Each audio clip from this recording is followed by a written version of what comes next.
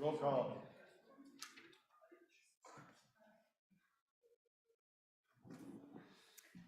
Roll call on Legislative Day number 30, Wednesday, February 22nd. Anderson? Baldwin? Barlow? Whiteman? Boner? Bouchard? Bouchard? Steinmetz. Bouchard here. Brennan? Case? Present. Cooper? Here. Dockstetter? Ellis? Present. French? Here. Murphy? Here. Guru? Here.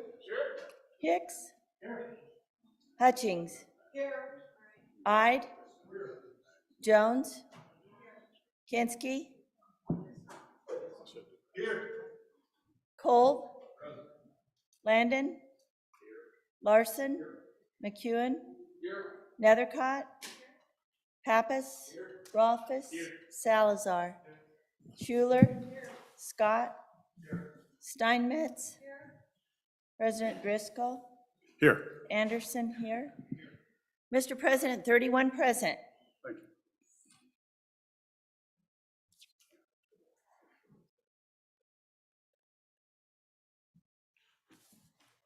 you. Prayer by Pastor Jake Merriman, Cheyenne Evangelical Free Church. Please join me in prayer. Dear Heavenly Father, righteousness and justice are the foundation of your throne.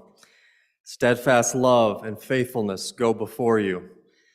You work righteousness and justice for all who are oppressed. You are merciful and gracious, slow to anger, and abounding in steadfast love. God, we know what virtue is because it flows from your character. We know what principles are worth standing up for because they are the values that you delight in. We love because you first loved us. Even the Wyoming virtues of truth, justice, courage, and hope that are displayed in this building trace themselves back to your nature and what you have called good. Help us all to reflect who you are in the ways that we live. I lift up again the men and women of this chamber and pray for your wisdom for them to carry out the duties of their office. I thank you that you have called them to serve and that they have answered that call. Give them now wisdom as you describe it, wisdom that is first pure, then peaceable, gentle, open to reason, full of mercy and good fruits, impartial and sincere. Father, I also want to pray today and lift up our city, our state, and our nation in respect to the storm making its way across our land. Protect those who are vulnerable. Give discernment to those who are planning to travel. Be with emergency workers, road crews, and first responders. Lord, have mercy. In Jesus' name we pray. Amen. Amen. Randy, would you like to lead us in the pledge? Pledge allegiance to the flag of the United States of America and to the republic for which it stands, one nation under God, indivisible, with liberty and justice for all.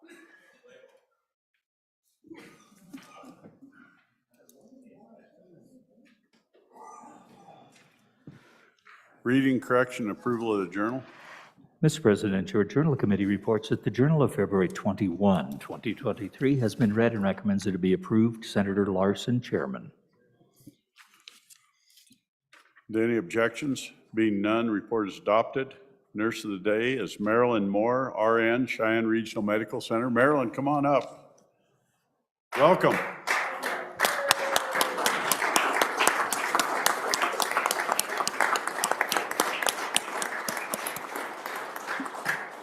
Thank you, Marilyn. Today in Wyoming history, in 1897, President Cleveland issued a proclamation establishing the Bighorn National Forest. Quote for the day: "A true leader has the confidence to stand alone, the courage to make tough decisions, and the compassion to listen to the needs of others. He does not set out to be a leader, but becomes one by the quality of his actions and the integrity of his intent." Douglas MacArthur. pretty good one. Friday's last day for a bill to be reported out of committee in the second house.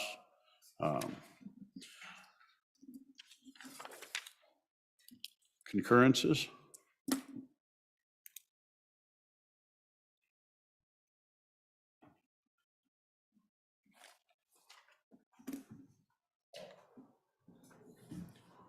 Senator Barlow, if you're ready on message number 395 on Senate File 61, I'll have the reading clerk read it in, please. Message number 395, referencing Senate File 61, Legislator per diem. Senator Barlow. Thank you, Mr. President. I move message number 395, concurrence request on Senate File 61, Legislator per diem. Members of the body, our colleagues down the hall really didn't do a whole lot within the context of the bill, except that they added a section 2. And I gave you, I think, suggested that you take a look at this overnight. What this does is, I think, maybe actually codify or non-codify something that's already in place through Management Council policy.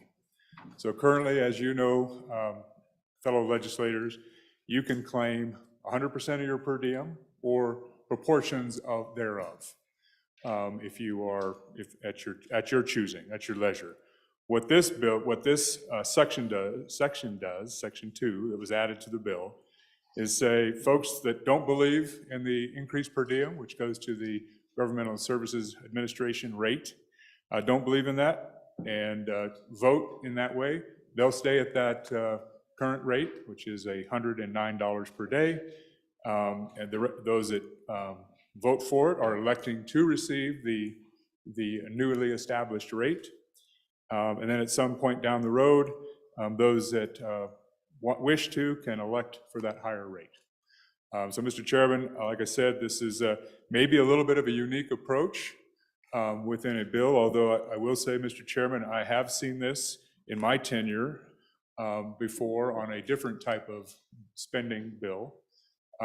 It did not pass, it did not get this far in the process to a concurrence, but it certainly was considered at one time. So, Mr. Chairman, that's the concurrence that's being requested. Mr. Chairman, I know that the motion is often to do pass or not pass, but folks, I think you just got to look at this one and vote based on what you think of this amendment to the Senate file. So I guess that's a vote your conscience type of a pitch. So I'll be glad to attempt to answer any questions, but I think the language of the amendment is fairly clear. Thank you, Mr. Chairman. Thank you. Further discussion? Further discussion? Seeing none. Senator Scott, thank you. Mr. President, I think we ought to think pretty hard about this. This, I think, is putting an undue influence on people's votes on this thing. I think the rule ought to be uniform as to how people get paid, no matter how. And I may agree with the basics of the bill here, but I don't agree with this amendment, and this language of this appears to offer a bribe to vote for this particular amendment. I think that's entirely improper, Mr. President. I think we ought to vote this down and vote it down steadily. Further discussion? Hey, no comments. Further discussion, please. Thank you. Hearing none. The motion is Senate do concur on Senate File 61 and vote aye. Chief Clerk will call the roll. Concurrence vote Senate File 61. Anderson? Aye. Baldwin? No. Barlow? Aye. Whiteman? No. Boner? No. Bouchard? No. Brennan? No. Case? No. Cooper? No. Dockstader? No. Ellis? No. French? No. Furphy? No. Garou? Aye. Hicks? No. Hutchings? No. Ide? No. Jones? No. Kinski? No. Kolb? No. Landon? No. Larson? No. McEwen? No. Nethercott? No. Pappas? No. Rothfuss? Aye. Salazar? No. Schuler? No. Scott? No. Steinmetz? No. President Driscoll? Aye. Aye. Closing vote. Closing. Vote closed.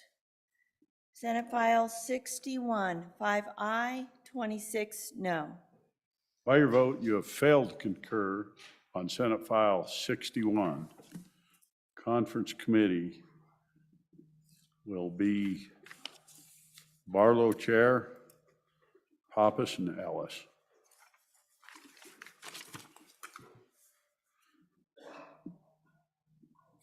Senator Salazar, are you ready on message number 399 on Senate File 102, requesting concurrence on Senate File 102? Yes, Mr. I'll President. have that read in. Message number 399, referencing Senate File number 102, Food Freedom Act amendments. Thank you, Mr. President. I move message 399 referencing Senate File 102, and I ask for the body's favorable vote. The House actually did good work on this bill, clarified designated agent, made the bill stronger. Had I thought about it, I would have put it in the original bill. So they actually did some good work here, and as you all know, this passed unanimously out of this chamber, unanimously out of the other chamber. So I ask for your favorable vote. Thank you, Mr. President. Further discussion?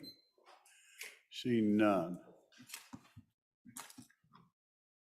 The motion that the Senate do concur on Senate File 102 and vote aye. Chief Clerk, please call the roll. Concurrence vote, Senate File 102, roll call. Anderson? Aye. Baldwin?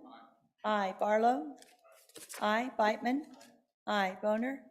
Aye. Bouchard? Aye. Brennan? Aye. Case? Aye. Cooper? Aye. Dockstetter? Aye. Ellis? Aye. French? Aye. Furphy? Aye. Baru? Aye. Hicks? Aye. Hutchings? Aye. Ide? Aye. Jones? Aye. Kinski? Aye. Cole? Aye. Landon? Aye. Larson? Aye. McEwen? Aye. Nethercott? Aye. Pappas? Aye. Rothfuss? Aye. Salazar? Aye. Aye. Schuler? Aye. Scott? No. Steinmetz? Aye. President Driscoll? Aye. Aye. Closing vote. Closing. Vote closed. Senate File 102, 30 aye, 1 no. By your vote, you have concurred on Senate File 102. Mr. President, Senator Salazar. I want to apologize. I misspoke that it came out unanimously. There was one vote that voted no, so I misspoke. Well done, thank you. Appointments, conference committees. Conference Committee on.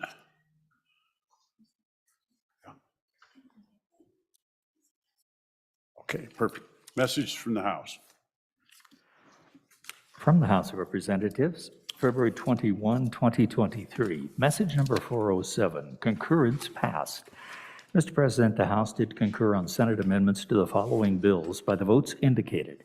House Bill number 101, Uniform Trust Code Amendments, ayes 59, noes 3. Message number 410, House Bill number 180, Brucellosis Testing Notification Requirements, ayes 62. Message number 411, House Bill 100, Acquisition Value Study, ayes 60, noes 2. Message number 397. Mr. President, the following bills passed the House on third reading by the votes indicated. Senate File number 87, Natural Resource Funding, Large Project Threshold Increase, ayes 46, noes 16.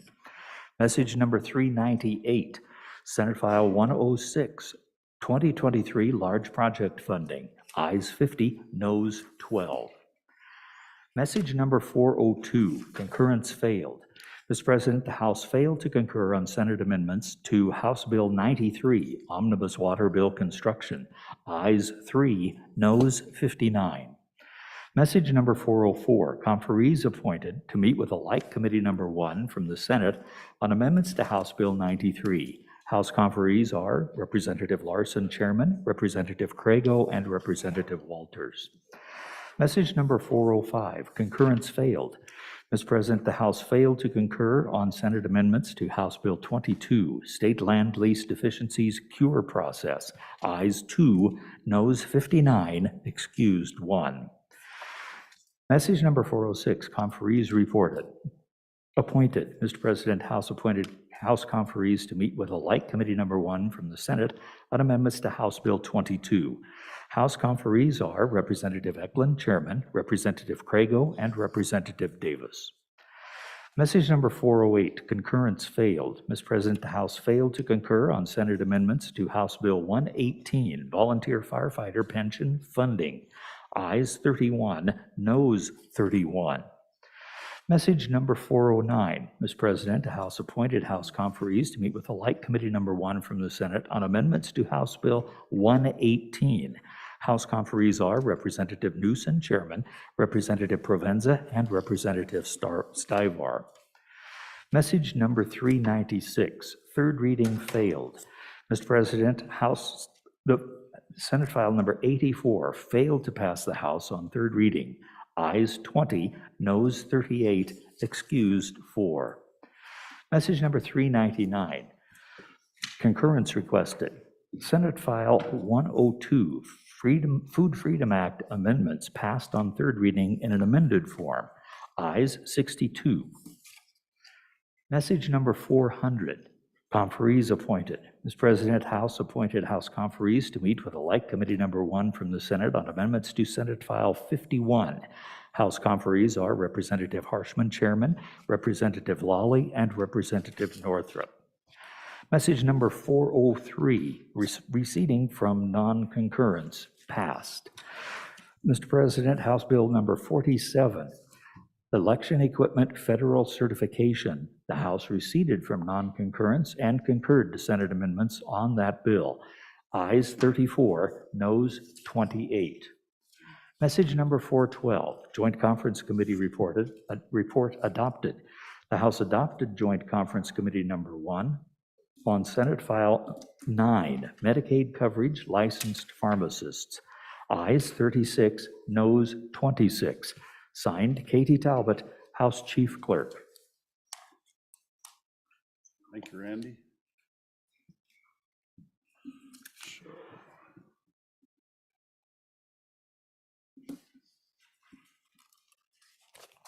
Conference committees.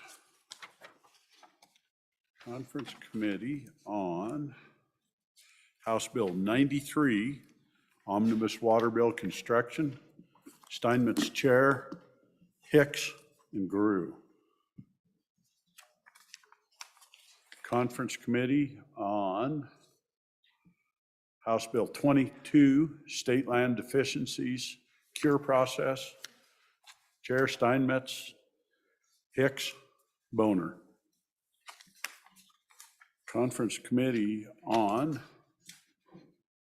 House Bill 118, Volunteer Firefighter Pension Funding. Baldwin, Chair, Landon, Dockstetter.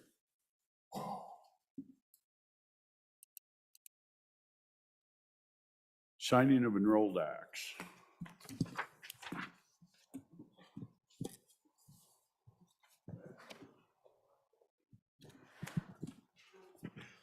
We're at that order of business, signing of enrolled acts. Senate Enrolled Act number 45, originally Senate File 21. Senate Enrolled Act number 45, being original Senate File 21, High Occupancy Vehicle Lanes. I'm about to sign Senate Enrolled Act number 45, originally being Senate File number 21. I have so added. Senate Enrolled Act number 46, originally Senate File 178. Senate Enrolled Act number 46 being original Senate File 178, Mountain Lion Pursuit Seasons. I am about to sign Senate Enrolled Act number 46, originally being Senate File 178. I have so signed. Senate Enrolled Act number 47, originally Senate File number 38. Senate Enrolled Act number 47 being original Senate File 38, Special License Plates Organ Donations. I am about to sign Senate Enrolled Act number 47, originally being Senate File number 38. I have so signed. Original Senate File number, Senate Enrolled Act number 48, originally Senate File number 16. Senate Enrolled Act number 48 being original Senate File 16, State Employee Moving Expenses. I am about to sign Senate Enrolled Act number 48, originally being Senate File number 16. I have so signed. Senate Enrolled Act number 49, originally being Senate File number 87. Senate Enrolled Act number 49 being original Senate File 87, Natural Resource Funding Large Project Threshold Increase, an act relating to the administration of the government. I am about to sign Senate Enrolled Act number 49, originally being Senate File number 87. I have so signed. Senate Enrolled Act number 50, originally being Senate File 106. Senate Enrolled Act number 50 being original Senate File 106, 2023 Large Project Funding, an act relating to the Wyoming Wildlife and Natural Resource Funding Act. I am about to sign Senate Enrolled Act number 50, originally being Senate File 106. I have so signed. Do you have more there? We'll clean your desk up.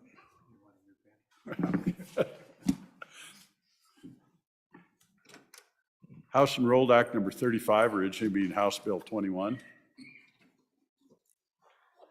House Enrolled Act number 35 being original House Bill 21, State Lands Use of Land Qualification Requirements, an act relating to state lands. I am about to sign House Enrolled Act number 35, originally being House Bill 21. I have so signed. House Enrolled Act number 36, originally being House Bill 65. House Enrolled Act number 36 being original House Bill 65, 988 Suicide Prevention, an act relating to suicide prevention. I am about to sign House Enrolled Act number 36, originally being House Bill number 65. I have so signed. House Enrolled Act number 38, originally being House Bill number 31. House Enrolled Act number 38 being original House Bill 31, BOCES as local education agencies, an act relating to education. I'm about to sign House Enrolled Act number 38, originally being House Bill number 31. I have so signed. House Enrolled Act number 39, originally being House Bill 174. House Enrolled Act number 39 being original House Bill 174, Homestead Exemption Amendments, an act relating to the Code of Civil Procedure. I'm about to sign House Enrolled Act number 39, originally being House Bill 174. I have so signed. House Enrolled Act number 40, originally being House Bill 27. House Enrolled Act number 40 being original House Bill 27, School Facilities Consolidated Remediation Schedule, an act relating to the Consolidated School Facility Remediation Schedule for public schools. I'm about to sign House Enrolled Act number 40, originally being House Bill number 27. I have so signed. House Enrolled Act number 41, originally being House Bill 127. House Enrolled Act Number 41, being original House Bill 127, Healthcare Facilities and Clergy, an act relating to public health and safety. I'm about to sign House Enrolled Act Number 41, originally being House Bill Number 127. I have so signed. House Enrolled Act Number 42, originally being House Bill Number 44. House Enrolled Act Number 42, being original House Bill 44, Road and Bridge Construction Alternative Contracting, an act relating to highways. I'm about to sign House Enrolled Act Number 42, originally being House Bill Number 44. I have so signed. House Enrolled Act Number 43, originally being House Bill 165. House Enrolled Act Number 43, being original House Bill 165, Living Organ Donor Protection, an act relating to insurance. I'm about to sign House Enrolled Act Number 43, originally being House Bill Number 165. I have so signed. Enrolled Act Number 44, originally being House Bill Number 7. House Enrolled Act Number 44, being original House Bill 7, Underage Marriage Amendments, an act relating to domestic relations. I'm about to sign House Enrolled Act Number 44, originally being House Bill Number 7. I have so signed. House Enrolled Act Number 45, originally being House Bill Number 96. House Enrolled Act Number 45, being original House Bill 96, Transfer on Death Deed Insurance Coverage, an act relating to insurance and probate. I'm about to sign House Enrolled Act Number 45, originally being House Bill Number 96. I have so signed. House Enrolled Act Number 46, originally being House Bill 279. House Enrolled Act Number 46, being original House Bill 279, Voter Identification Requirements, an act relating to elections. I'm about to sign House Enrolled Act Number 46, originally being House Bill Number 279. I have so signed. House Enrolled Act Number 47, originally House Bill Number 148. House Enrolled Act Number 47, being original House Bill 148, Airport Liquor Licenses Amendments, an act relating to alcoholic beverages. I'm about to sign House Enrolled Act Number 47, originally being House Bill Number 148. I have so signed. House Enrolled Act Number 48, originally being House Bill 134. House Enrolled Act Number 48, being original House Bill 134, Alcohol Sales to Licensees, an act relating to alcohol. I'm about to sign House Enrolled Act Number 48, originally being House Bill 134. I have so signed. House Enrolled Act Number 49, originally being House Bill Number 62. House Enrolled Act Number 49, being original House Bill 62, Open Banking, an act relating to banking. I'm about to sign House Enrolled Act Number 49, originally being House Bill 62. House Enrolled Act Number 50, originally being House Bill Number 56. House Enrolled Act Number 50, being original House Bill 56, Purple Star Schools, an act relating to education. I'm about to sign House Enrolled Act Number 50, originally being House Bill Number 56. I have so signed. Enrolled Act Number 51, House Enrolled Act Number 51, originally being House Bill 42. House Enrolled Act Number 51, being original House Bill 42, Off-Road Recreational Vehicle Operation, an act relating to motor vehicles. I'm about to sign House Enrolled Act Number 51, originally being House Bill 42. I have so signed. House Enrolled Act 52, originally being House Bill 104. House Enrolled Act Number 52, being original House Bill 104, Hunting of Predatory Animals Amendments, an act relating to game and fish. I am about to sign House Enrolled Act Number 52, originally being House Bill 104. I have so signed.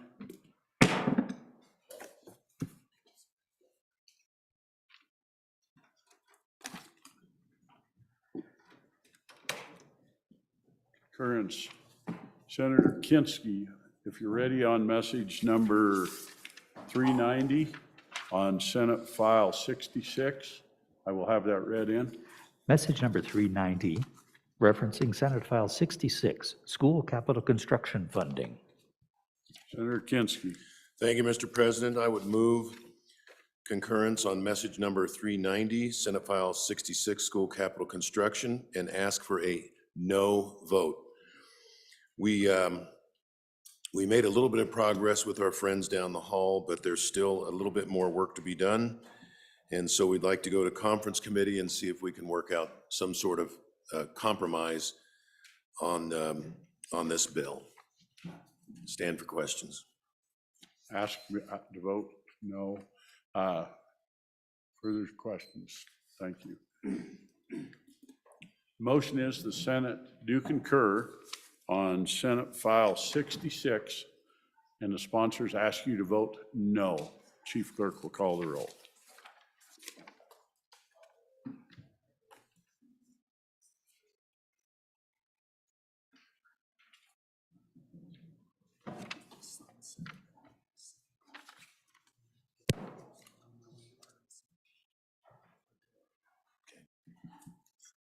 Concurrence vote, Senate File 66. Roll call, Anderson? No. No. Baldwin? No. No. Barlow? No. No. Beitman? No. Boner? No. Bouchard? No. Brennan? No. Case? No. Cooper? No. Dockstetter? No. Ellis? No. French? No. Furphy? No. Guru? Hicks? No. No. Hutchings? No. Ide? No. No. Jones? No. Kinski? No. No. Cole? No. Landon? No. Larson? No. McEwen? No. No. Nethercott? No. Pappas? No. Rothfuss? No. Salazar? No. Schuler? No. Scott? No. Steinmetz? No. Guru? No. President Driscoll? No. No. Closing vote. Closing. Vote closed. Senate File 66, 31 no. By your vote, you have failed to concur on Senate File 66. Joint Conference Committee 1 on 66 will be Hicks, Chairman, Kinski, and Salazar.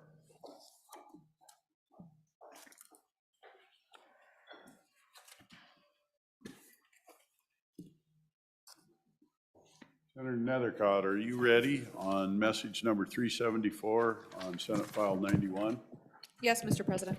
Reading clerk will read it in, please. Message numbers 374, referencing Senate File 91, creation of tenancy by the entirety. Senator Nethercott. Thank you, Mr. President. I move for concurrence on message number 374 to Senate File 91 and ask for your aye vote.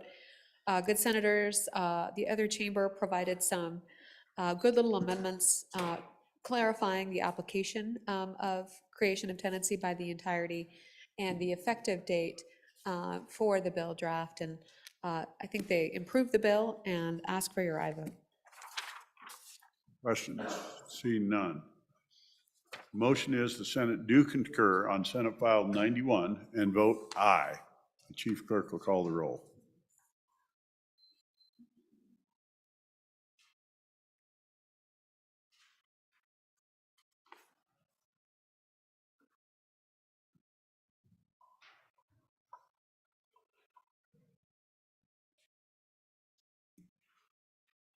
Concurrence, roll call vote, Senate File 91. Anderson? Aye. Baldwin? Aye. Barlow? Aye. Beitman? Aye. Boner? Aye. Bouchard? Aye. Brennan? Aye. Case? Aye. Cooper? Aye. Dockstetter? Aye. Ellis? Aye. French? Aye. Furphy? Aye. Guru? Aye. Hicks? Aye. Hutchings? Aye. Ide? Aye. Jones? Aye. Kinski? Aye. Cole? Aye. Landon? Aye. Larson? Aye. McEwen? Aye. Nethercott? Aye. Pappas? Aye. Rothfuss? Aye. Salazar? Aye. Schuler? Aye. Scott? Aye. Steinmetz? Aye. President Driscoll? Aye. Aye. Closing vote.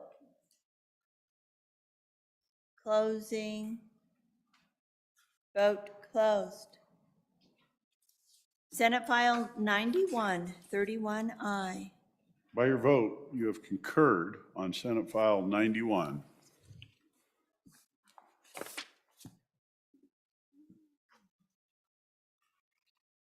Introduction of bills. House Bill 152, first reading of the bill. No, I'm going to appoint a committee. House Bill 152, Life is a Human Right Act, sponsored by Representative Rodriguez Williams, an act relating to abortion. Passed the House, ayes 46, noes 16. House Bill 152 engrossed. House Bill 152 is referred to Committee Number 5, Agriculture.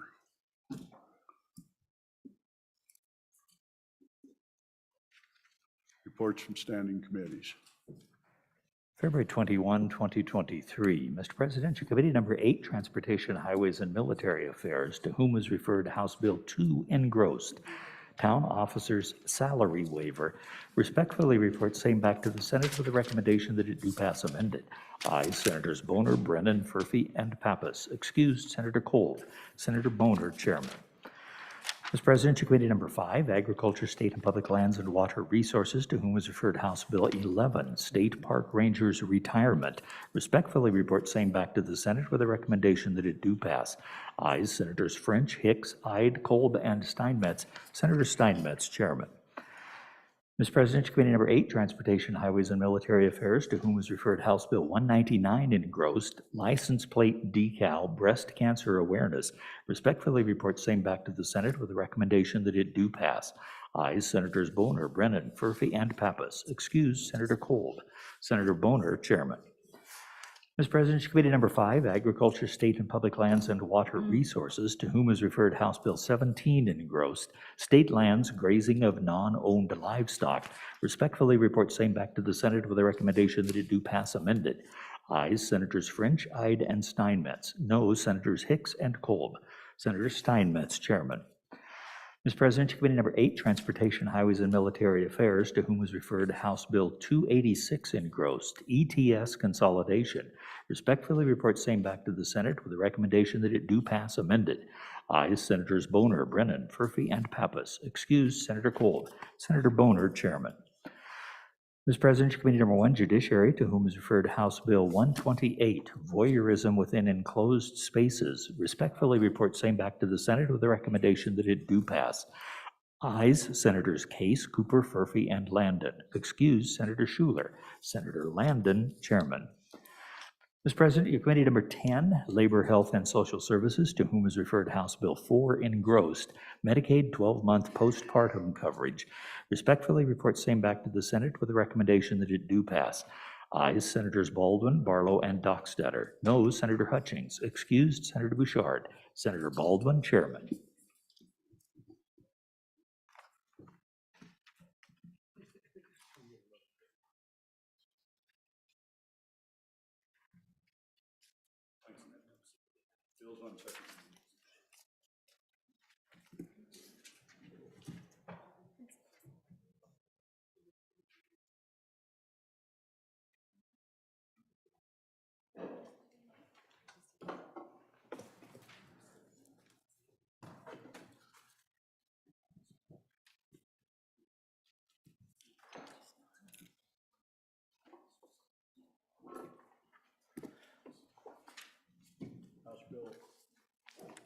House Bill 33, second reading of the House Bill. House Bill 33 engrossed, School Finance Career Technical Education Grants. There is an amendment. Would you have the amendment read in, please? House Bill 33, second reading amendment number 1 to engrossed copy, page 3, line 23, delete. Senator Hicks.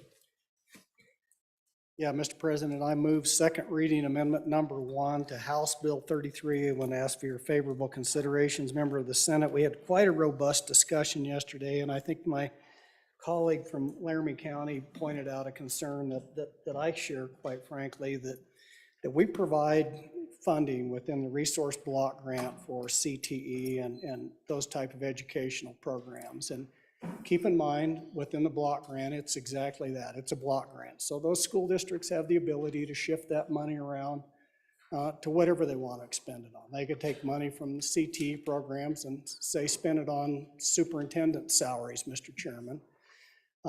What the amendment does is just go in there, and it talks about preference in here, who would be available for these. And so if you go into page 3 on line 23, it just strikes the word and says first preference, and that preference is for those school districts that have expended that money out of the block grant model for CTE programs. But it doesn't say that, and then it goes on. So what the amendment does is it strikes out, and what the net of the amendment says is you have to spend all of your CTE in the resource block grant model to be eligible for these grants. That's what the change does on page 3, line 23, and then page 4, line 1, and then it just gets rid of the second preference, and it just says further preference. Mr. Chairman, that's all this amendment does, and said if you're really serious about CTE in your school district and you're spending those monies, you're eligible for these funds. If you're not serious about a CTE program and you've chose your local school board and your administration and you only want to fund CTE at 60% or 70% or 80% or whatever that resource block grant allocates for that, you're not eligible for these funds. Stand for any questions, Mr. Chairman. Questions? Senator Rothfuss. Thank you, Mr. President. On and against the amendment, a couple of thoughts. First is that we actually had language in the original bill draft that provided something along these lines to ensure that dollars were being spent. The reason that the language came out was twofold. First of all, it becomes a much greater challenge from an administrative standpoint to have to go through all of the analysis to figure out who spent how much when before actually awarding the grant. So it turns it from a relatively straightforward administrative process into we have to do a lot of work to administer this grant. And so there was a request by the department that we not add those strings for a relatively small grant amount, as is in this case. So you end up having all of the districts having to submit applications for what is a relatively small amount. And then, Mr. President, the second concern is we always kind of want to punish the school district for not doing what they want them to do, but at the end of the day, it's the students in the classrooms. The students in the classrooms are the ones that benefit from these grants. Do they have access to good machines? Do they not? I understand that we like to preclude any local control and local decision-making and force down opinions and decisions upon the local school districts. We've seemingly abandoned local control long ago. But at the end of the day, I think it's important for us to think through who actually benefits from these programs. Not the school boards that we're here to punish, but the students that would be using the equipment that would be purchased through applicable grant applications. So do it for the kids, Mr. President. On and against the amendment. There's Senator Scott. Mr. President, first I'm going to request the yeas and nays on this. Second, on and against the amendment, you've heard some of the reasoning. I would also point out, I think if this was these grants were intended to supplement the operating, then on the career and technical education, this amendment would make a good deal of sense. Where what we're trying to do is enable them to buy more equipment, and in part to replace the Perkins funds, which are gradually declining. I think it doesn't make sense. These are fairly lumpy purchases, and the lack of equipment may be somewhat related to the fact that they may not be expending a full amount on the career and technical education. So I think this amendment is a problem in this particular bill, Mr. President. Further discussion? Senator Hicks. So, Mr. Chairman, so let's dispel a couple of myths that this is going to create a lot more work for the Department of Education. It doesn't, because they already have to prioritize these. It says right there, it says first preference. Language we struck out, first preference. So if you go to the bottom of page 3, line 23, first preference. How would the Department of Education know who gets first preference? Because it says right there, first preference goes to those school districts that have already expended all that money. So they're already going to do this exercise. There's no more duty associated with that because they have to make that determination currently in the bill. So there's no more duty there. Local control, this bill does get rid of local control. If we were going to do this, we wouldn't come in and call out those school districts that get first preference or second preference, and on and on and on. So the legislature, through the current existing bill, has already said, no, we're going to dictate who gets preference on this. If we wanted to get complete local control, we just fund the program through the resource block model like we currently do. So, Mr. Chairman, it's just a policy issue. It's just a policy issue. Do we really want to put money where the school district's choosing to emphasize CTE? And this says, if you choose to do that, and you're spending your resource block grant model to do that, we're going to help you support that. So there's nothing in there that would preclude a district, and we see this, Mr. Chairman, that they spend 60% of what we allocate through the resource block model to CTE. But now they're eligible for additional supplemental funding through this bill. This just says this is the priority. Policy statement, do we really think that CTE is important? If we do, we should support those school districts that also think it's important, Mr. Chairman, on and for the amendment. Thank you. We're voting on second reading amendment number 1 to House Bill 33. The yeas and nays have been called for. The chief clerk will call the roll.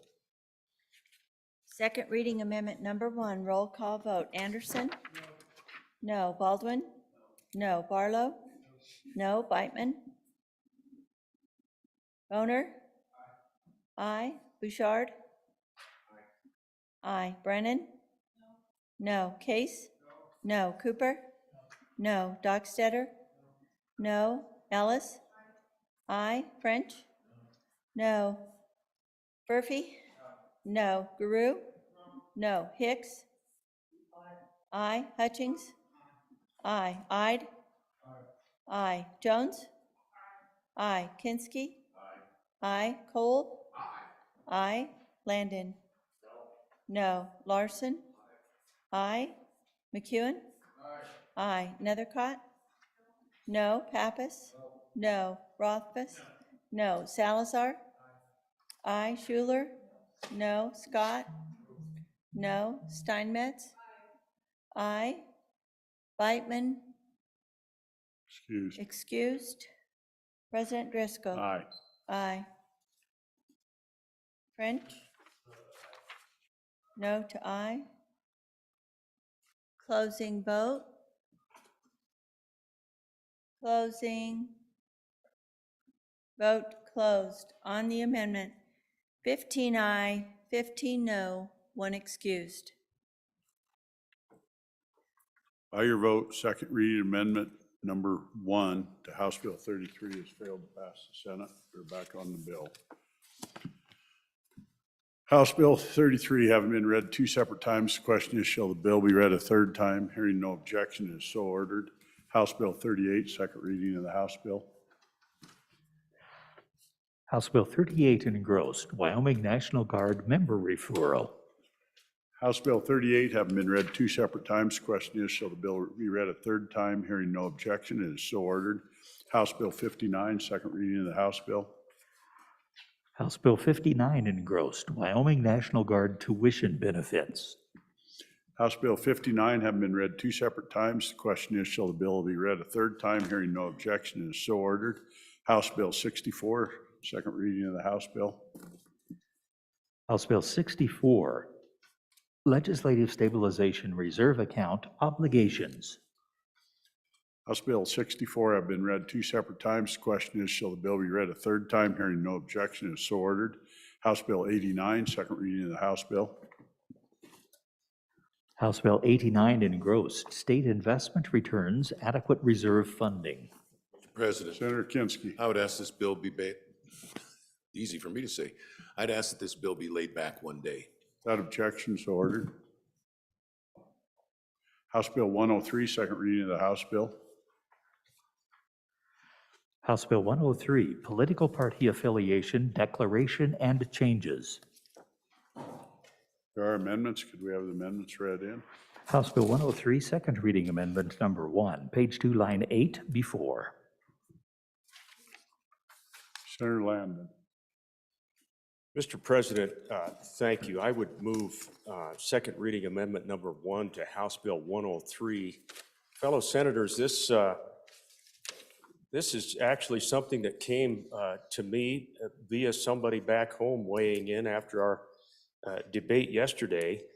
And the question was simply this: if I've got a daughter who is 17 and turns 18 during the month of May, does this bill mean that she will not be able to register to vote?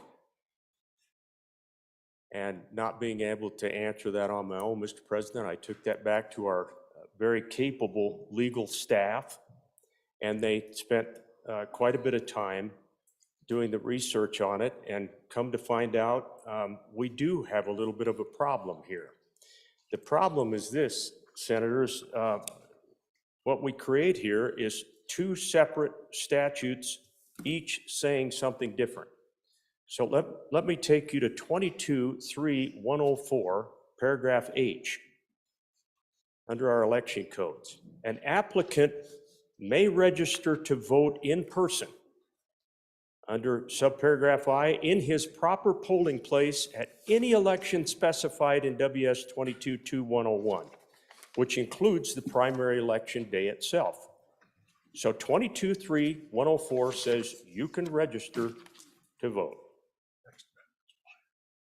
Now, the problem is House Bill 103 says you can't. So that creates all kinds of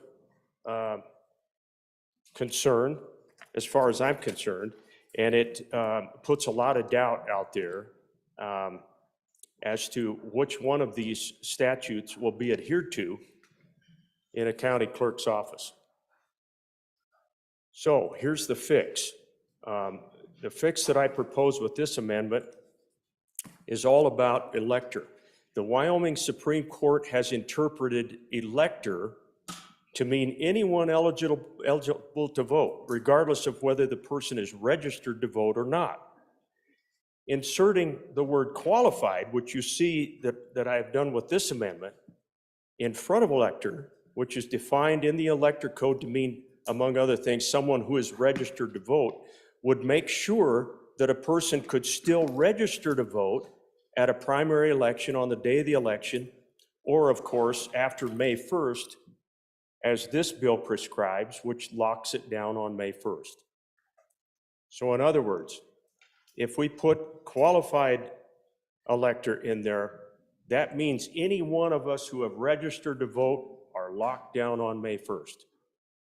Anyone else, like the young lady that I just described, or somebody who has moved to our state, Madam Chairman, would still have the opportunity to register to vote in the meantime or on primary election day. I think this is an important clarification and a fix to the bill, because I don't think the bringers of the bill intended to lock those people out who have not registered in the first place. We can't have those conflicting statutes, and I think this is the fix, Madam Chairman.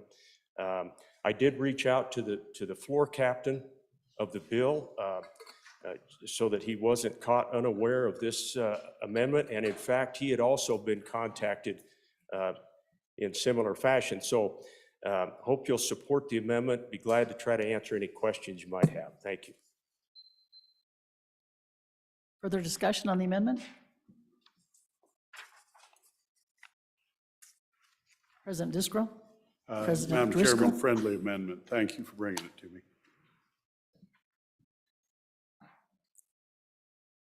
Any other discussion? Okay.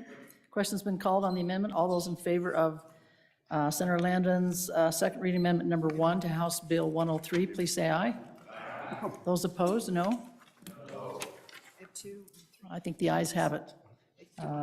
House Bill 103, second reading amendment number 1 has been adopted. Okay, division's been called. All those in favor of Senator Landon's, yeah. Actually, I already adopted it, so, yeah, I think we're too late on division. So sorry. Got to be a little quicker, I guess. So. Senator Scott?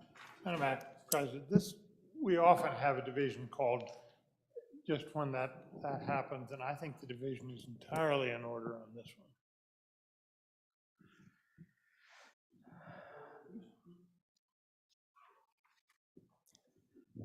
I get to make the call, I guess, huh? Oh, wait, hang on.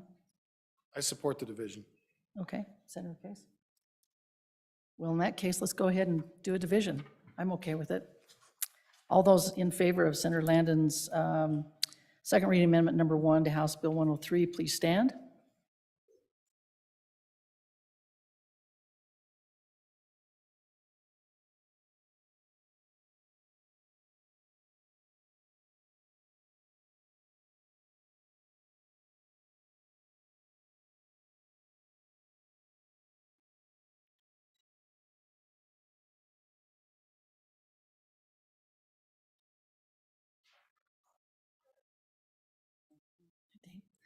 All those opposed, please stand.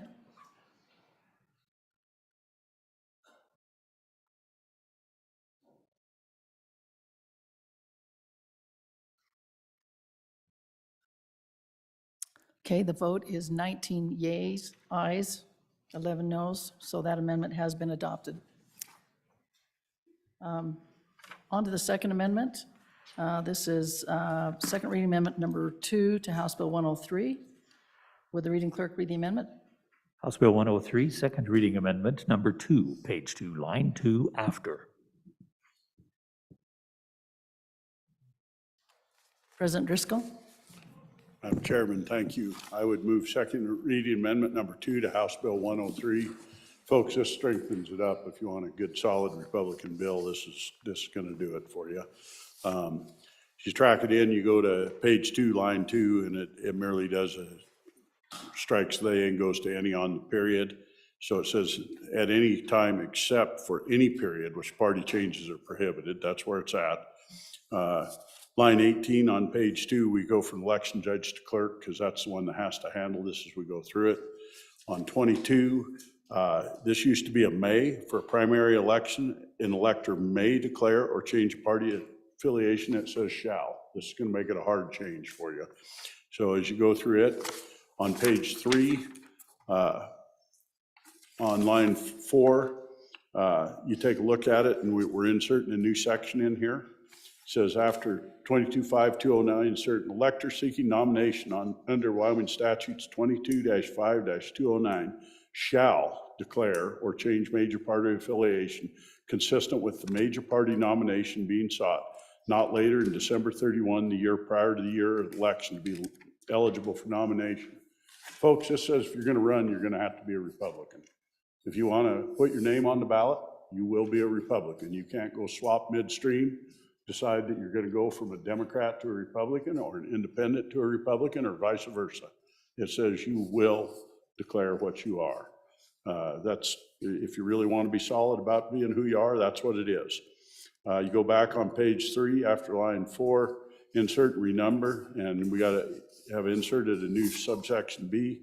Notwithstanding subsection A of this section, an elector may declare or change affiliation from a major party to a minor party, or become unaffiliated, declare change affiliation between minor parties or unaffiliated status at any time without restriction. That leaves the other end of it. Line 29 is a renumbering, and then we, after election, we just did deal. And line 3, on lines 3, page 3, lines 10 through 12, We eliminate the deal, that cleans it all up, and then we just have a cleanup. So that's really what it is. It says if you're gonna run for the office, you're gonna be what you say you are. You can't do swapping. And folks, this has been, Madam Chairman, this has been a major problem of late is we have people that swap back and forth and they can't decide what party they are. And depending on what happens, they run for a different one, or they may refile.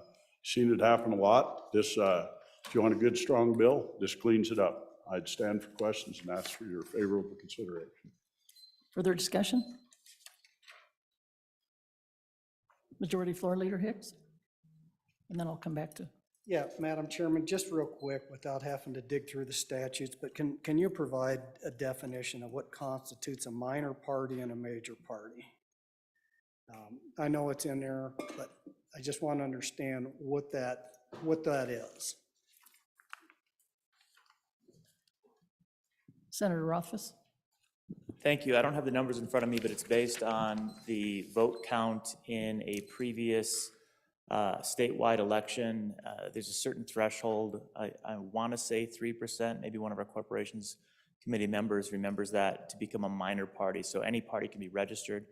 And then from that registration, you have to achieve a certain level of performance to be a minor party, and then further level of performance, which I believe is 10% in one of 3 statewide elections to achieve major party status. So we can get more accurate, but that's a ballpark, and maybe one of our corporations committee members can do a better job on that in the next. But Mr. Chairman, I have a question regarding the amendment. And the good president started off saying, if you want a good Republican bill, or this is the amendment you want. And I guess that gets to the heart of my question, which is, what if we don't?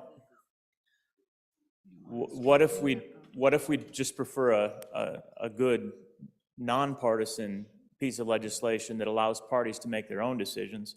And the concerns that I had yesterday regarding different political parties having an interest in having others able to join that party at any time, to have an open party, would this further restrict that? I believe it would. I believe this would preclude any citizen of the state of Wyoming from joining the Democratic Party, as an example, after December 31st, and then running as a candidate for the Democratic Party, which again seems like it's a further assault on U.S. First Amendment rights of assembly, particularly to the extent that the non-majority party is interested in accepting membership at all times for the year. So my question is this further restricting other parties' ability to assemble in violation of the First Amendment? Thank you.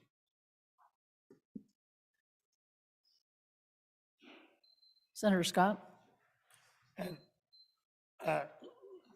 Madam Chairman, following on that question, the related question, as I read this, if I were to totally lose my mind as I got older and decided I wanted to run as a Democrat instead of a Republican, I'd have to do that change by the 31st of December proceeding. But if I merely was annoyed at the way the Republican Party was being run and decided to run as a Libertarian, I could do that later.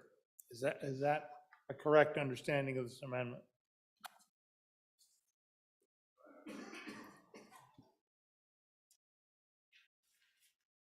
President Driscoll?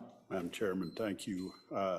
First, great thanks to Senator from over the Hill for the great explanation. I pulled the statutes up yesterday and he hit it on the head. It was done well.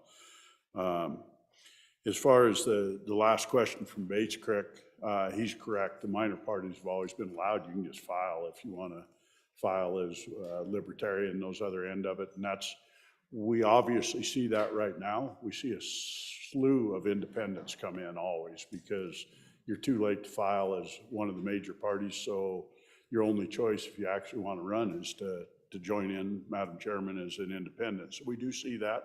We see a few Libertarians come.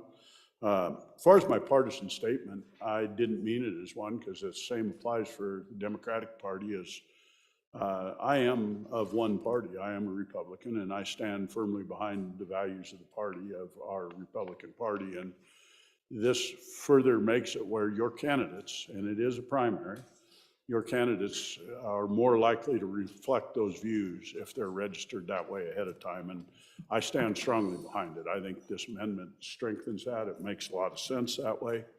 As far as the Assembly and First Amendment argument, we heard that a bunch yesterday. And folks, we're already pregnant.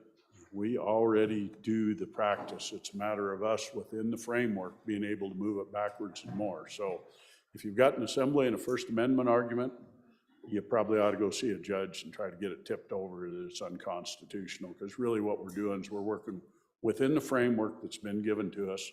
We're merely moving a date back. There's already a date there. There's already one there, folks. We're moving it back and making it an earlier date. So that argument, I don't buy it much. I understand it. I have the right to say and do as I want. My First Amendment rights have not been impeded any by having an R, a D, an I behind my name. The interesting part is you have to put something behind your name, and that really is interesting. You can't run as a nothing candidate.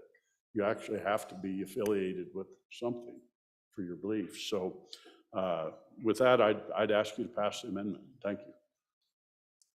I've spoken twice, folks. 2 times, done. So he's had a second, so he can't speak? He can. I'd like to divide the amendment. Okay. Here we go. Go ahead, Senator Case. The division would be into, we're going to divide it into 2 parts. I want to separate out lines 21 through 30 as being the first division, and the rest of the amendment is everything else. I think further divisions are possible, but I'd like to get at the questions from 21 to 30.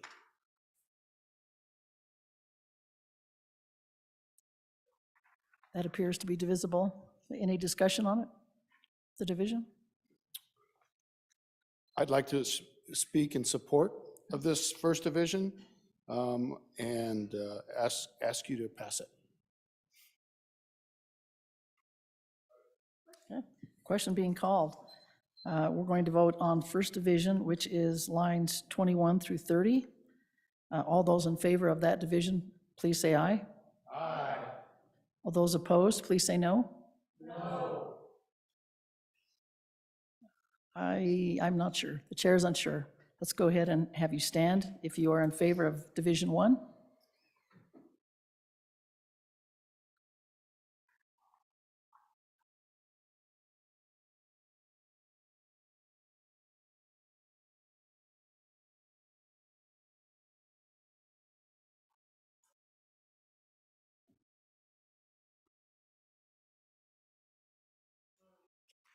All those opposed to Division 1, please stand.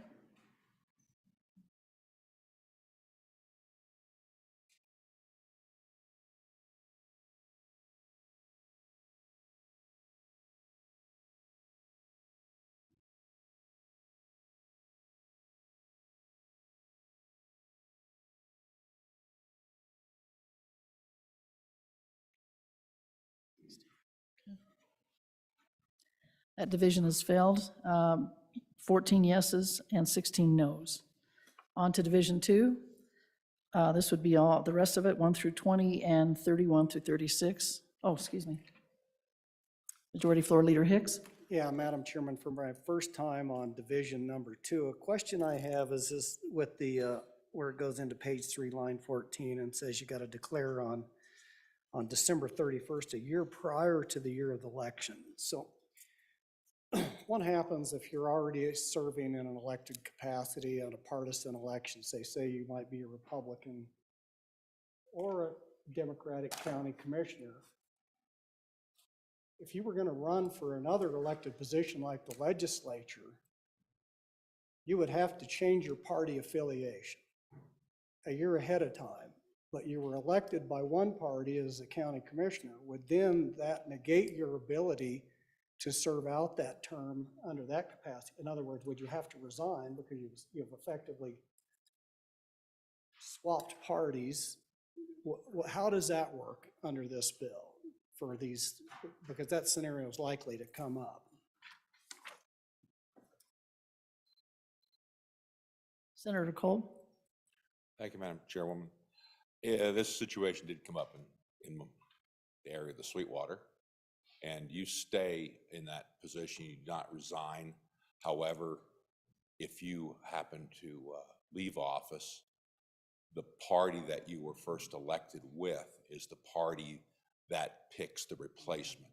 That is all. Thank you, Madam Chairwoman. Senator Rothfuss? Thanks, Madam Chairman. Now that I understand the second division, I just wanted to say that I'm on and against, again, further restrictions to the right to assemble.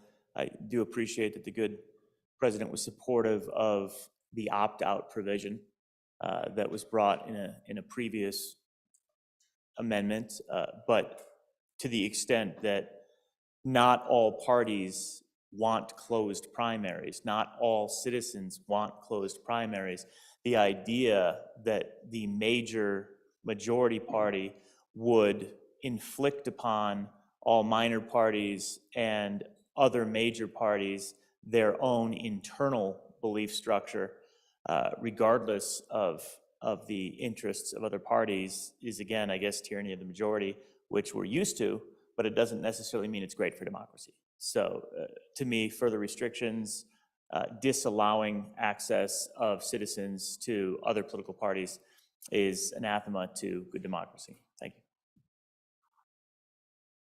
Senator Kinski? Thank you. On and against the division for the simple reason that I'm afraid that we're getting a little far afield on the original intent of the bill. I think we had a fairly straightforward bill, and I think this Division 2 maybe has merit in a different bill.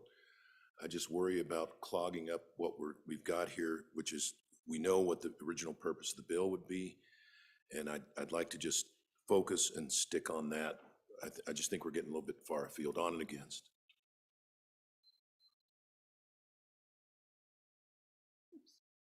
Senator Barlow? Thank you, Madam Chairman. So I think this actually issue came up yesterday in the discussion about we wanted to move the date for electors participating in the primary back. And it seemed, I know it was part of the discussion, well, what are we doing about those who actually want to be the nominees?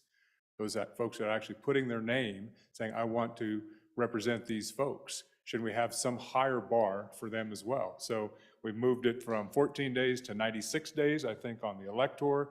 This moves it from 0 days, i.e. you can change your party the day before the nomination opens, to the end of the previous year, meaning, what's that, 4 months. So I think this is actually very consistent with what we're asking folks to do. And these, by the way, ladies and gentlemen, these are the folks who want to represent these major parties, represent them, and the voters who subsequently vote for them. So I think this is consistent with the intent and the purpose of this bill.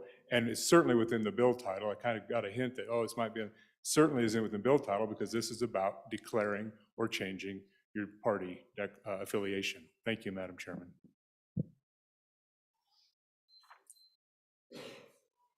President Driscoll? Madam Chairman, thank you. Yeah, I'll pile on just a little. I'm going to read the bill title to you. If you want something that falls in the wheelhouse, this is as clean as you're going to get. The title is Political Party Affiliation Declaration and Changes. That's what this is. An act relating to elections, revising provisions relating to political party affiliation changes. Where does this fall? Declarations by electors and providing for an effective date. That's exactly what this does, folks.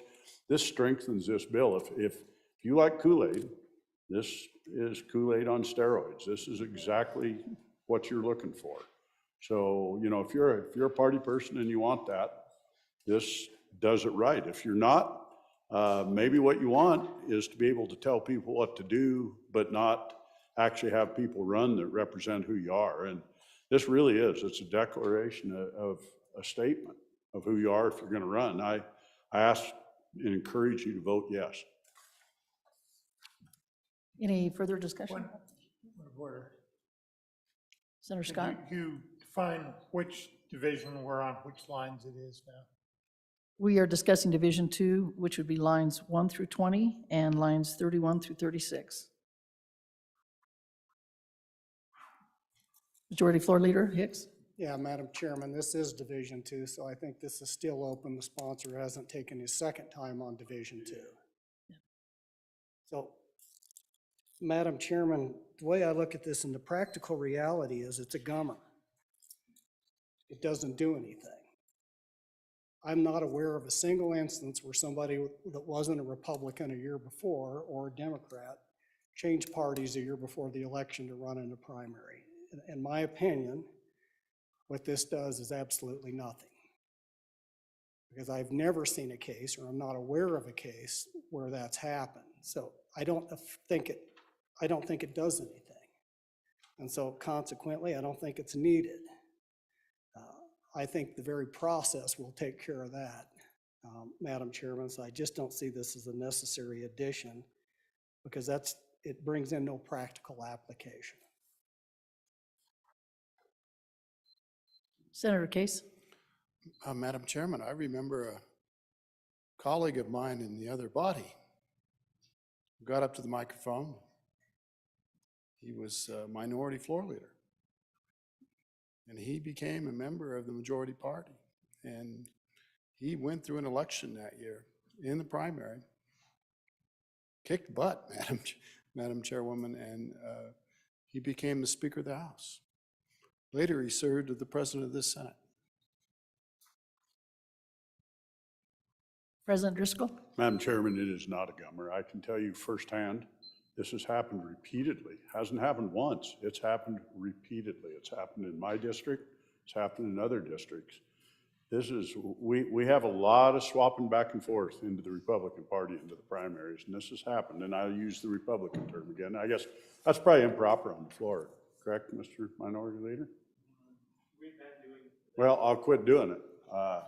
Party changes happen all the time. My apologies to the body. If I was sitting in the chair, I'd admonish somebody over it. So this is my bad. I've violated my own rules. But we do see swapping that goes on between parties that happens quite often in the state of Wyoming, all across the state. And this would address that issue. If you're worried about crossover voting, maybe you should be worried about crossover candidates. And that's what this does. It deals with it. Vote yes. Any other discussion? Okay. With that, I believe we are going to vote on Division 2, lines 1 through 20 and lines 31 through 36. All those in favor of Division 2 of the second reading amendment number 2 to 103, please say aye. Aye. All those opposed, no? No. Oh, gosh. I think the ayes have it, but division, let's go ahead, just to be safe. All those in favor of Division 2, please stand.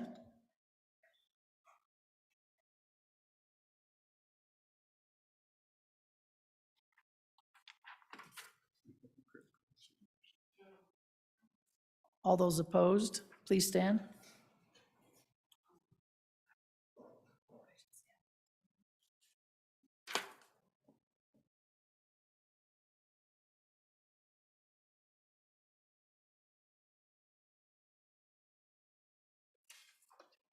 Okay, Division 2 has failed with a vote of 8 yeses and 22 noes.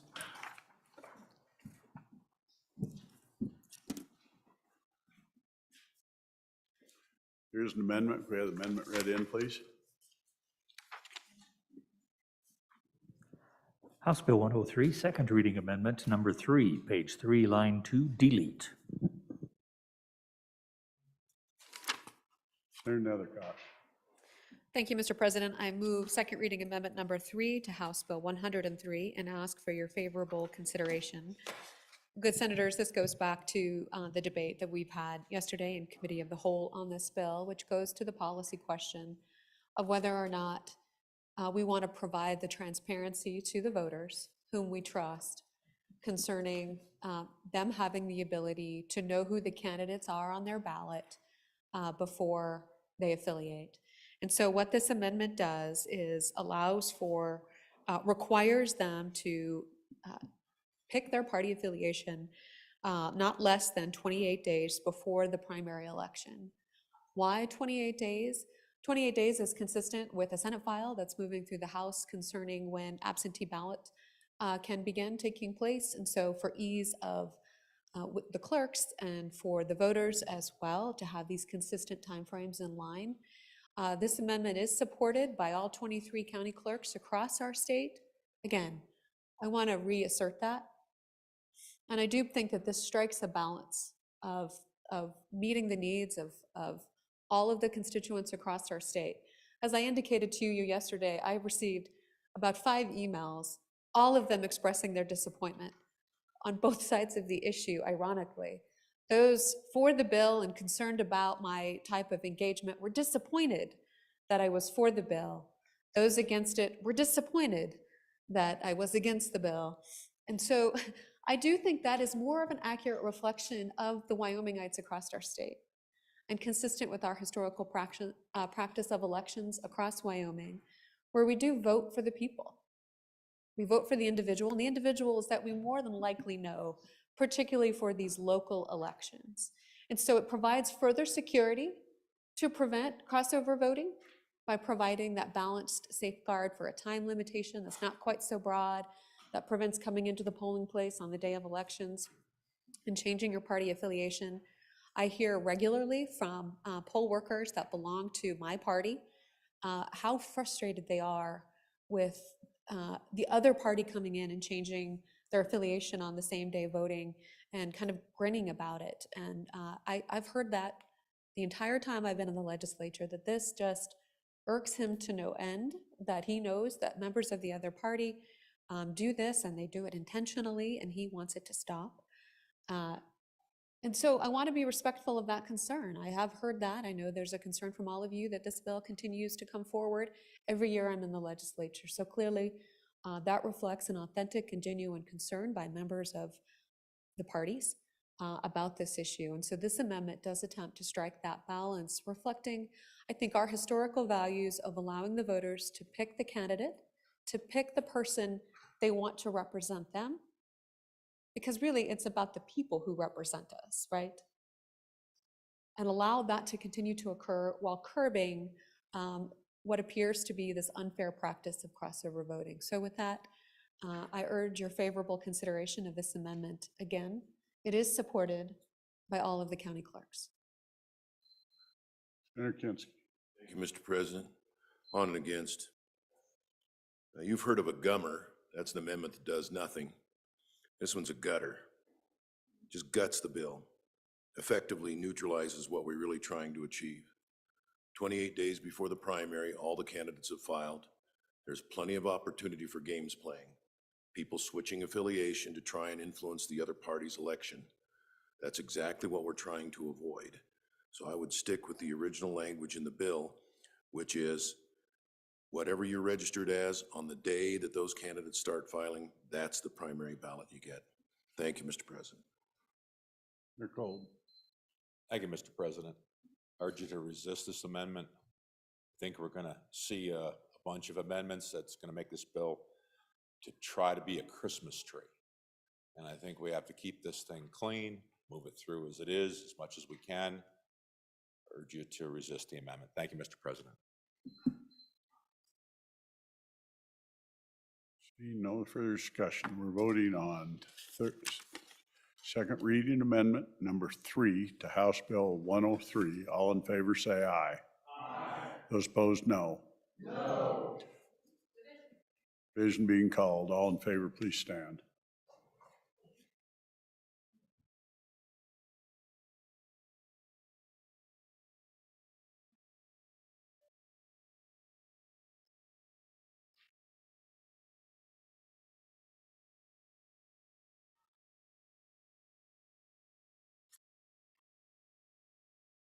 Okay. Those opposed?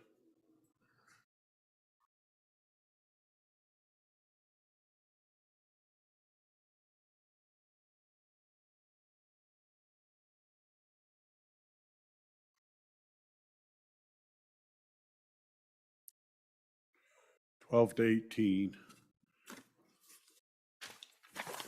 Second reading amendment number 3 to House Bill 103 has failed the Senate. We're back on the bill. House Bill 103 having been heard 2 separate times. Question is, shall the bill be heard a third time? Hearing no objection, it is so ordered. House Bill 108, second reading of the House bill.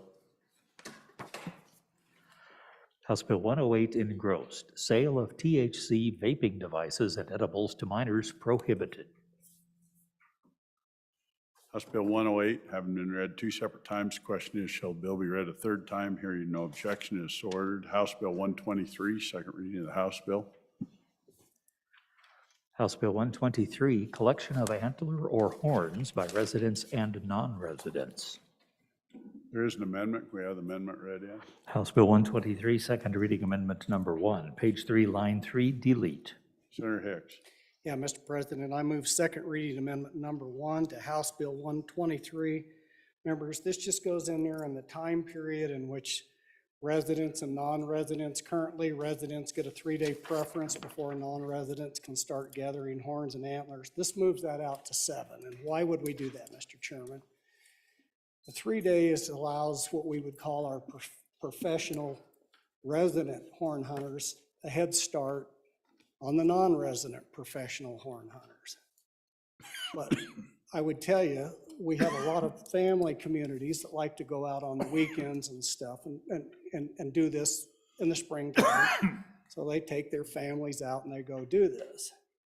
And so if we're really going to give residents a shot, all residents, just not those ones that are willing to take a day off of work, to go out there and scoop these horns because it's financially motivated to do so, I think we ought to give families an opportunity to go out on a weekend or during that 7-day period, because keep in mind, this starts May 1st, whether it's a weekend or not.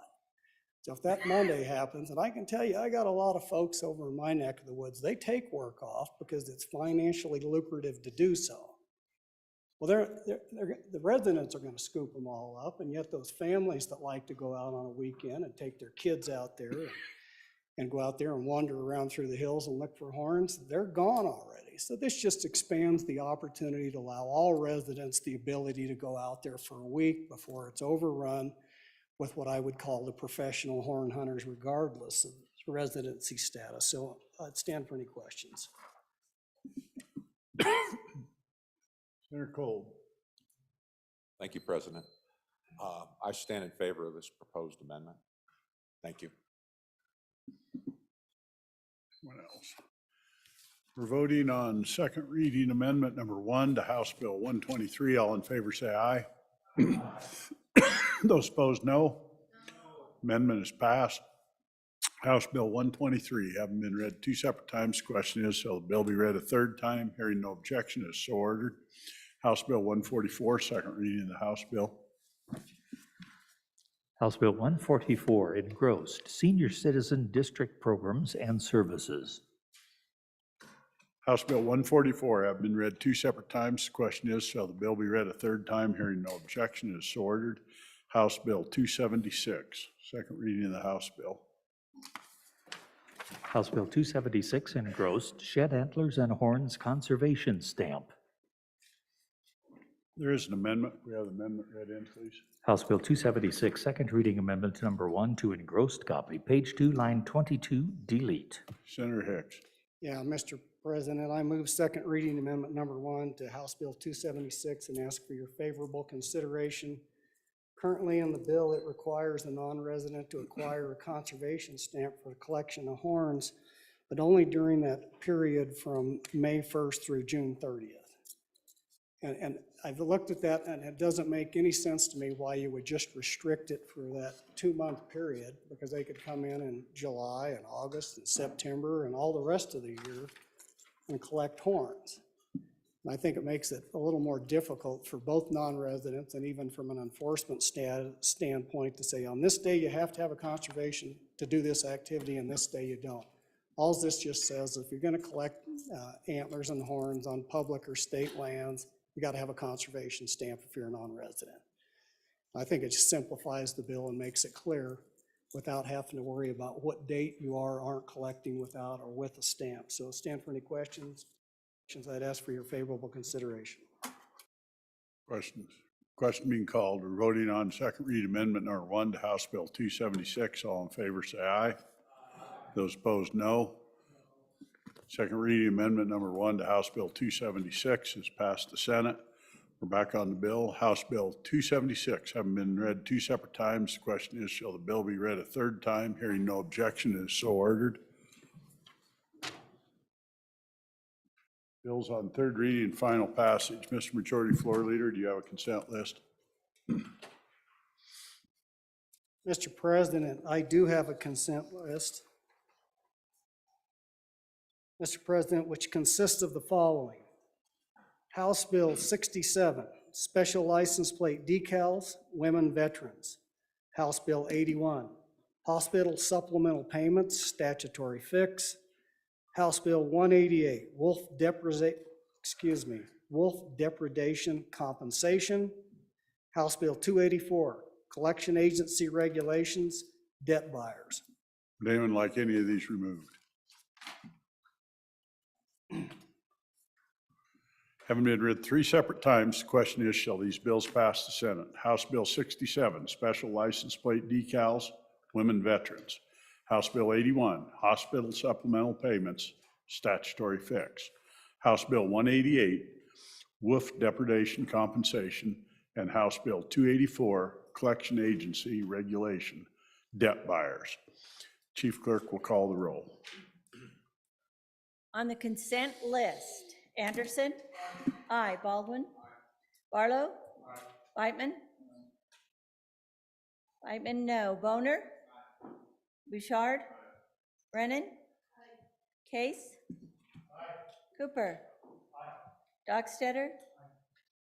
Ellis? French? Murphy? Guru? Hicks? Aye. Hutchings? Hyde? Jones? Kinsky? Kolb?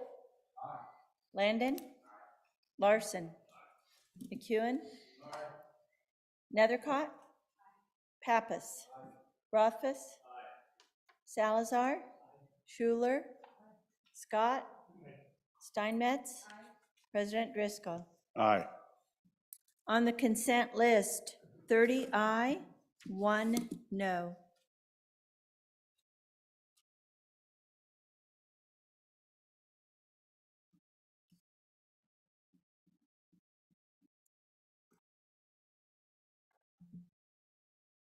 House Bill 67, are there any changes? Closing vote. Closing. Vote closed. House Bill 67, 30 aye, 1 no.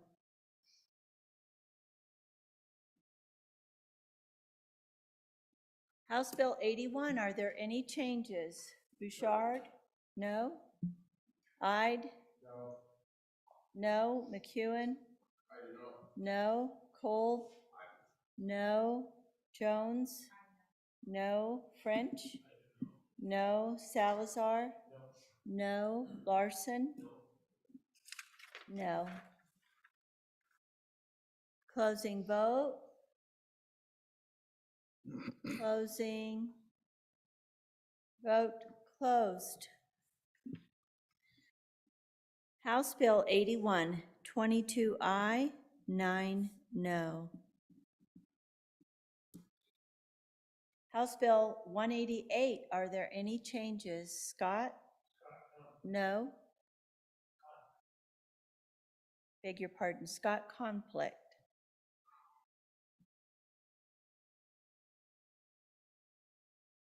Closing vote. Closing. Vote closed.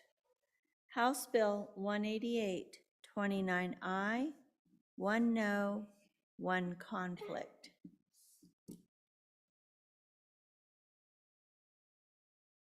And House Bill 284, are there any changes? Rothfuss? No. Ide?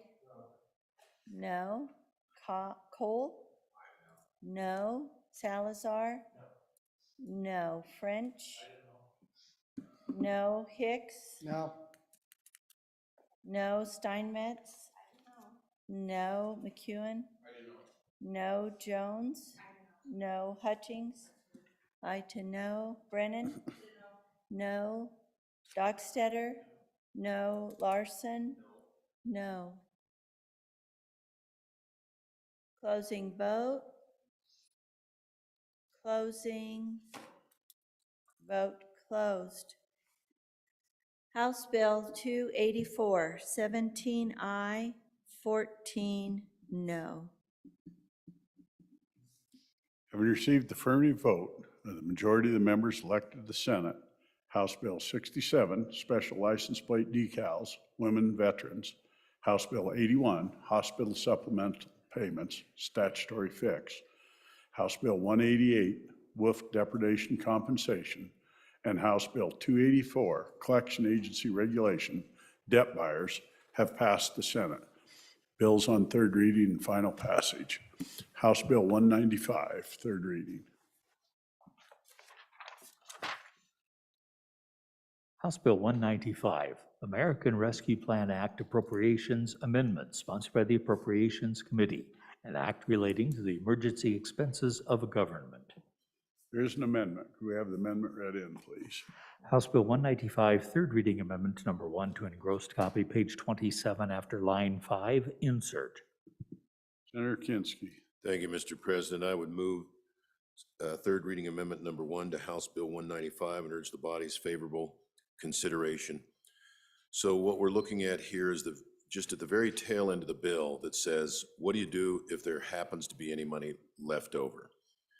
And right now we have no provision for that. And we know that all the funds have been fully allocated, but I'm a belt and suspenders kind of person. There's always the chance that something comes back. Maybe somebody applied for a grant and they just couldn't quite come through, and so $3 or $4 million comes back. This says if that happens, SLIB, go back to the list of all the healthcare facilities that applied for a healthcare facility grant, whether it be hospitals, clinics, what have you. This was for building clinics. This was for getting heating and air conditioning systems separated in the event of a pandemic. Go to those, look at the order you had, and then prioritize those that are ready to go that can actually get expended by the deadline of December 31, 2026. Hopefully this will not be necessary, but I think it's just taking out a little bit of assurance just in case, Mr. President. Thank you. Thank you. Any comments? Sensing you're ready for the question. We're voting on third reading amendment number 1 to House Bill 195. I believe I can do a voice vote. All in favor, say aye. Aye. Those opposed, no. Third reading amendment number 1 to House Bill 195 has passed the Senate. House Bill 195 have been read three separate. House Bill 195, American Rescue Plan Act Appropriations Amendments, have been read 3 separate times. Question is, shall the bill pass? Chief Clerk will call the roll.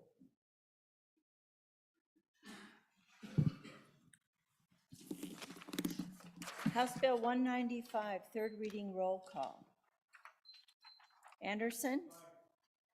Aye. Baldwin? Aye. Barlow? Aye. Beitman? No. Boner? Aye. Bouchard? No. Brennan? Aye. Case? Aye. Cooper? Aye. Dockstetter? Aye. Ellis? Aye. French? No. Furphy? Aye. Guru? Aye. Hicks? Aye. Hutchings? No. Ide? No. Jones? No. Kinski? Aye. Cole? No. Landon? Aye. Larson? No. McEwen? No. Nethercott? Aye. Pappas? Aye. Rothfuss? Aye. Salazar? No. Schuler? Aye. Scott? Aye. Steinmetz? Aye. President Driscoll? Aye. Aye. Aye. Aye to no. Closing vote. Dockstetter, aye to no.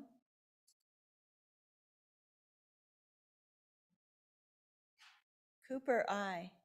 Correct? Cooper, aye. Closing vote. Closing. Vote closed.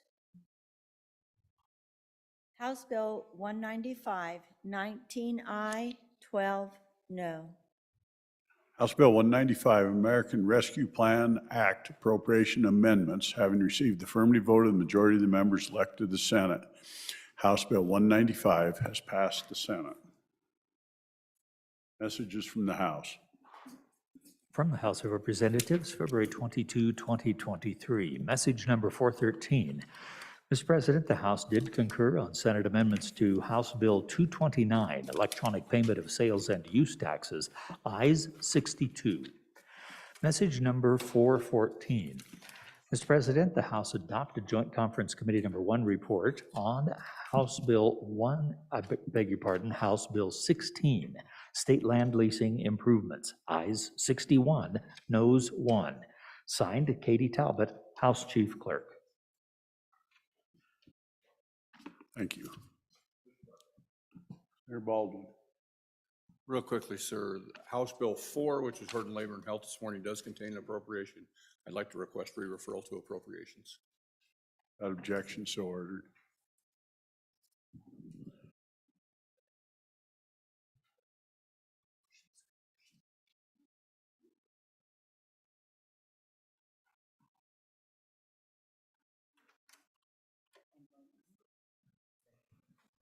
Joint Conference Committee report on House Bill 16. Could we have it read in, please?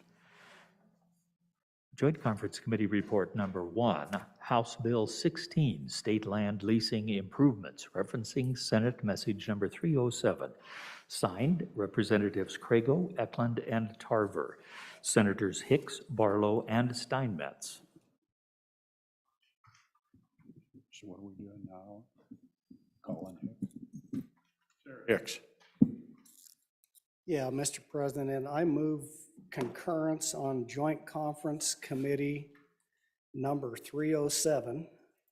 Well, excuse me, let me back up. Joint Conference Committee number 1 on House Bill 16, the original Senate message number 307, would ask that you do concur. Members of the body, this was just the whole discussion over is what constitutes fair market value, current market value, or how we determine that. We've just brought in some additional language down there that says after the remaining useful life of the improvement is considered. And this deals with state leases where the permittee has put improvements on there. It's just clarifying language. I'd ask for your favorable consideration. Discussion. Seeing none. Motion to Senate do adopt Joint Conference Committee Report Number 1 on House Bill 16 and vote aye. Chief Clerk will call the roll.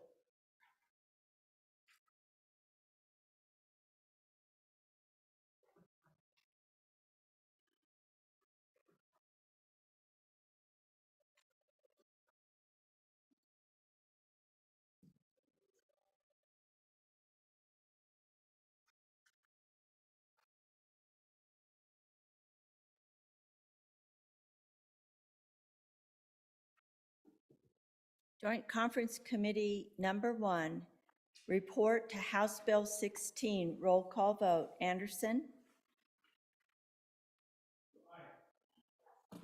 Anderson, aye. Baldwin? Aye. Barlow? Aye. Beitman? Aye. Boner? Aye. Bouchard? Aye. Brennan? Aye. Case? Aye. Cooper? Aye. Dockstetter? Aye. Ellis? Aye. French? Aye. Furphy? Aye. Guru? Aye. Hicks? Aye. Aye. Hutchings? Aye. Ide? Aye. Jones? Aye. Kinski? Aye. Aye. Cole? Aye. Landon? Aye. Larson? Aye. McEwen? Aye. Nethercott? No. Pappas? Aye. Rothfuss? Aye. Salazar? Aye. Schuler? Aye. Scott? Conflict? Steinmetz? Aye. President Driscoll? Conflict. Conflict. Ellis? Aye to no. Closing vote. Closing. Vote closed.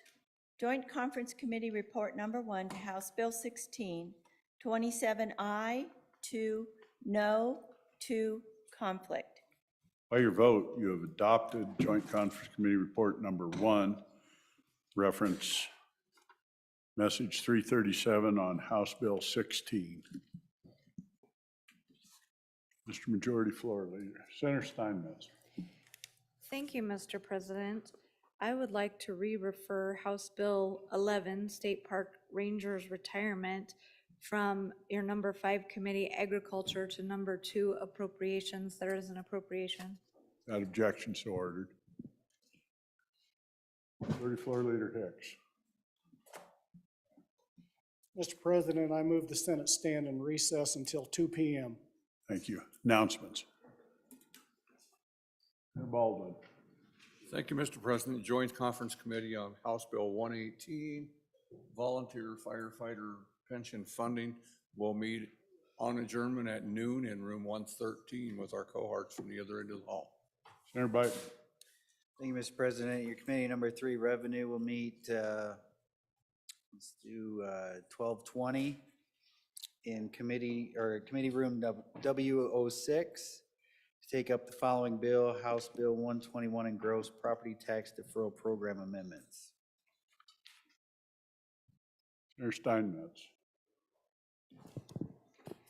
Thank you, Mr. President. Your Ag Committee, Agriculture, State and Public Lands and Water Resources Committee will meet Thursday, February 23rd upon adjournment to consider the following bills: House Bill 222, Colorado River Advisory Committee, House Bill 76, Licensing Board Amendments, House Bill 171, State Land Leases, and if House Bill 152 is read in, we will hear that. It's read in. It's Okay, ready. we will hear that tomorrow morning at 8 a.m. in room W4.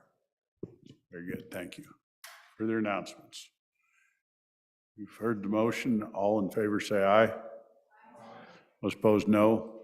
Senate will stand adjourned until 2 p.m.